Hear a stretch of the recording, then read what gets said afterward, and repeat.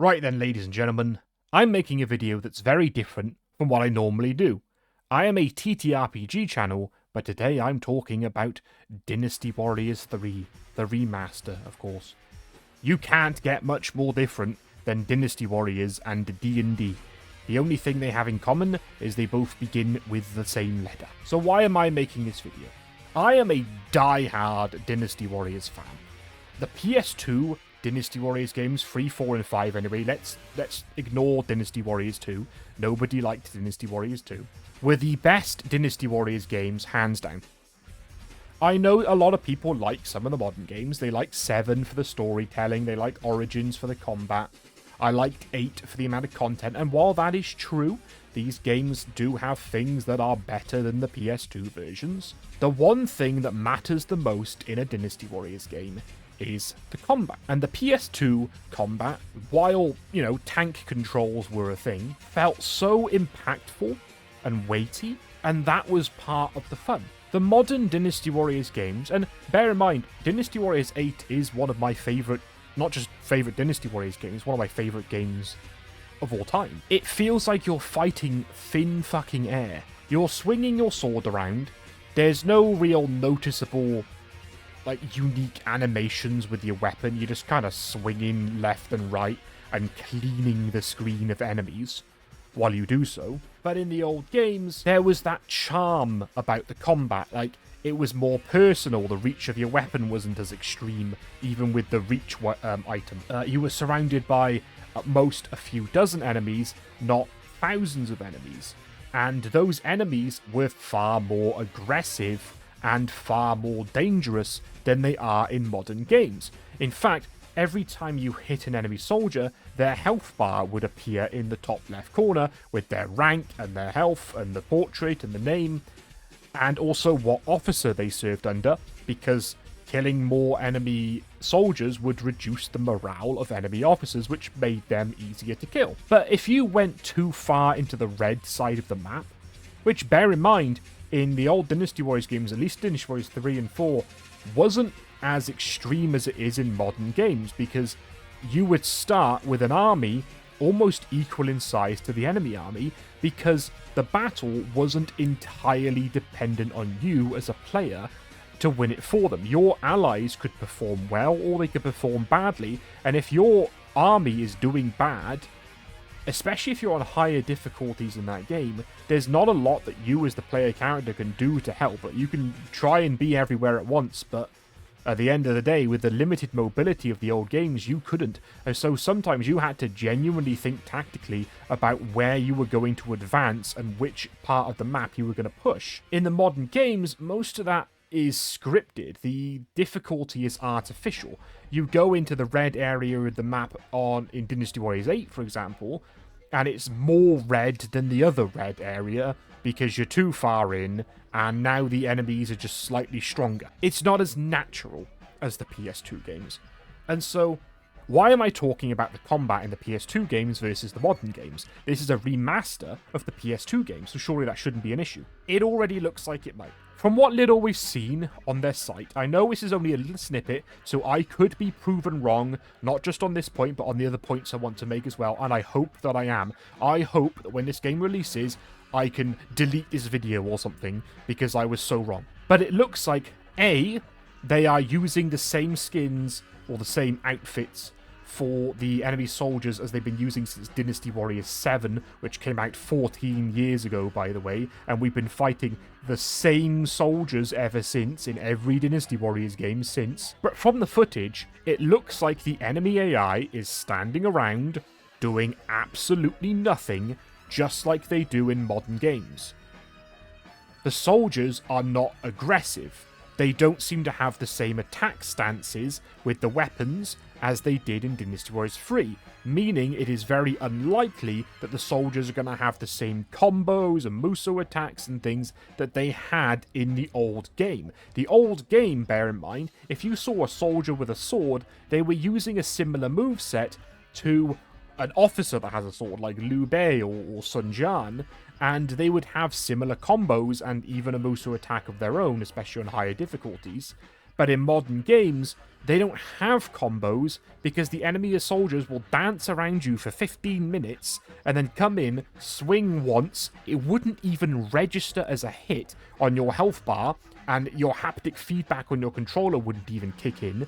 And then that's it. They swing once. Ha! That's it. Right? The enemy soldiers are not there to be a threat. They're there to be slaughtered in thousands for dopamine. But in the old games, they were a threat, and that's what made the combat more fun. There is something to be said for the 1 versus 1,000 gameplay of the new games. Fair enough. But honestly, the 1 versus 12 of the old games was so much more fun, in my opinion. So much more fun. Because I went back to the old games recently. I've been playing them on an emulator. I'll have some footage on the screen. And oftentimes, when I go back to an old game, I don't play it for very long because I realise, yeah, it was nostalgia. Like, the game isn't that playable. It's not as good as I remember. The controls suck. The combat sucks. The graphics sucks. Yada yada. But when I went back to 3, 4, and 5, all 3 of those games are just so much better than the modern ones, in my opinion. Even now. Right, we're talking PS2 games. Yeah, the graphics suck, but then again, the graphics of the modern Dynasty Warriors games suck as well, so it doesn't really matter. But the combat, that is the main thing in Dynasty Warriors game. That's the whole game, is the combat. No one plays no one wants like a remaster of the old games for the map designs and the outfits, right? They could just release DLC for any modern Dynasty Warriors game with Dynasty Warriors 3 maps and outfits. They've already done that with some characters. People want a remaster of the old games for the weighty, impactful, fun combat and the challenging AI. If you remove that, you don't have a Dynasty Warriors 3 remaster. You have a modern Dynasty Warriors game, like a shit Origins or a shit Dynasty Warriors 8, with a slight Dynasty Warriors 3 coat of paint, because again, they're not even using the same design for the soldiers as they had in the PS2 game. They're using the modern ones. They're using the 7 onwards design, which I don't like. I liked the Dynasty Warriors 3 design because they were visually distinct. You could see these guys in armor and you knew that that was a major. You could see these guys and knew that they were a sergeant. You could see these other guys and see they were privates, and you knew that the private wasn't as strong as the sergeant, and the sergeant wasn't as strong as the major, and the major wasn't as strong as I think they were called the elites, which is what most of the officers were. The officer design, while goofy in Dynasty Warriors 3, was part of the charm. The soldier design was part of the charm. It was part of the aesthetic of that game, and it doesn't look like they're keeping that at all. I am seeing enemy soldiers, enemy officers, and they look like Dynasty Warriors 7. This is not Dynasty Warriors 3 anymore.